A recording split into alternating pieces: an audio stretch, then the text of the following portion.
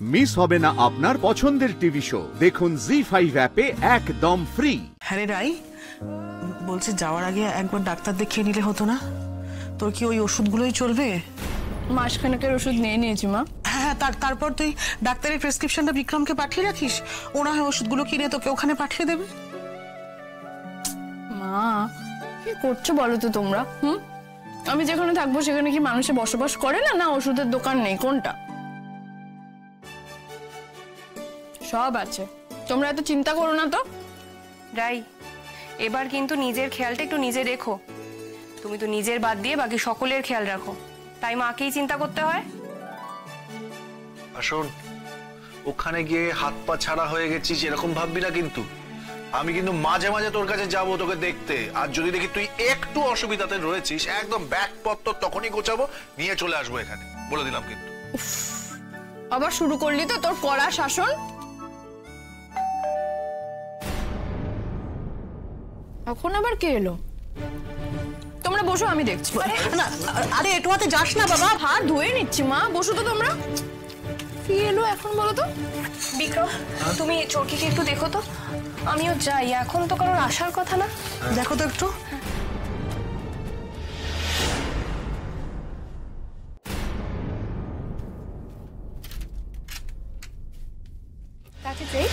আমি চান্দ্রী মুখার্জি, আমি ওই জুপিটার রেসিডেন্সিয়ালের প্রিন্সিপালের সেক্রেটারি। ও আচ্ছা আচ্ছা, আসুন আসুন, ভেতরে আসুন। না না, আমি ভেতরে যাব না। আচ্ছা, আপনি তো আজকে রাতে দার্জিলিং মেল ধরছেন। হ্যাঁ, আমি ওই সেম ট্রেনই ধরছি। আর শুধু আমি নয়, আমাদের আরো দুজন কোওয়ার্কার ওই ট্রেনে যাচ্ছে। তাই প্রিন্সিপাল ম্যাডাম সকালবেলা আমায় ফোন করে বললেন আমরা যদি একসাথে যাই তাহলে আপনাকে ওই এনজেপিতে নেমে একা একা গাড়ি করে আর যেতে হবে না। তাই ওনার ফোন পেয়ে আমি চলে এলাম। ও আচ্ছা, কিন্তু সেটা তো ফোনে বলে দিলেও হতো।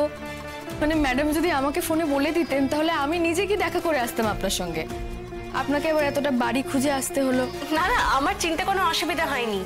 আসলে প্রিন্সিপাল ম্যাডাম না সকাল থেকে অনেকগুলো মিটিং এ ব্যস্ত থাকবেন, তাই হয়তো আপনাকে সময় দিতে পারতেন না। তো আমরা ভাবছি আপনাকে 7টা নাগাদ তুলে নেব। একটু আগে বেরোনেই ভালো, আরো দুজনকে পিক আপ করতে হবে তো। হ্যাঁ, আমি কিন্তু একাও চলে যেতে পারতাম, কোনো অসুবিধা হতো না। আমি স্টেশনে নেমে না হয় আপনাদের সকলের সঙ্গে মিট করে নিতাম। রাই, তোমার সঙ্গে তো অনেক জিনিসপত্র থাকবে, একা হয়তো অসুবিধাই হবে। আর তোমার সাথে কয়েকজন থাকলে তো তোমাকে হেল্পও করতে পারবেন। হ্যাঁ, প্রিন্সিপাল ম্যাডাম সে কথা ভেবেই মনে হয় আপনার সঙ্গে যোগাযোগ করতে বলেছিলেন। আসলে আপনি প্রথমবার যাচ্ছেন তো, আপনার সঙ্গে অনেক লাগেজ থাকবে।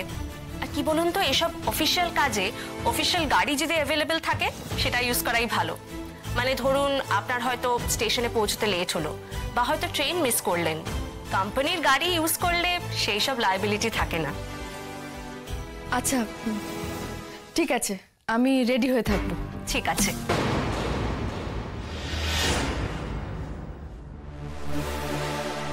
প্রিন্সিপাল আমাকে কিছু জানালেন না কেন? কেন আবার?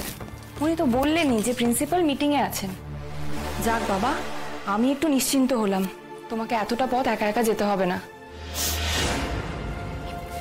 আসছি, দাঁড়ো।